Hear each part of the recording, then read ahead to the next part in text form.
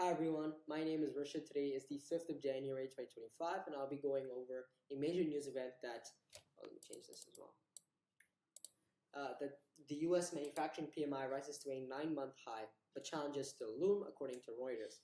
US manufacturing moved closer to recovery in December, with production rebounding and new orders rising further, but the outlook still remains uncertain amid the threat of higher tariffs that could raise prices of imported raw materials. Despite the increase in the ISM PMI, manufacturing PMI to a 9-month high, the tone of the survey was less upbeat, with phrases such as volume decreases and significant slowdown appearing in some of the comments from respondents. None of the 6 largest manufacturing industries grew last month. The ISM said on Friday that its manufacturing PMI increased to 49.3, the highest reading since March from 48.4 in November. A PMI reading below 50 indicates contraction in the manufacturing sector, which accounts for 10.3% of the economy. December marked the 9th consecutive month that the PMI remained below the 50 threshold. Economists polled by Reuters had forecast the PMI would be unchanged at 48.4.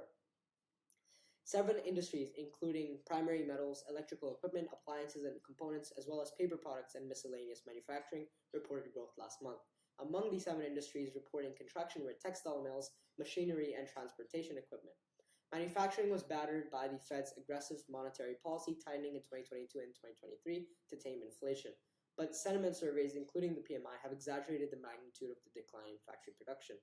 Fed policymakers have projected 2 rate cuts this year compared to the 4 they had forecast in September because of the economy's resilience and uncertainty over the impact of the incoming Trump administration's policies. That's all for this video. Thank you for watching. Enjoy, and I'll see you in the next.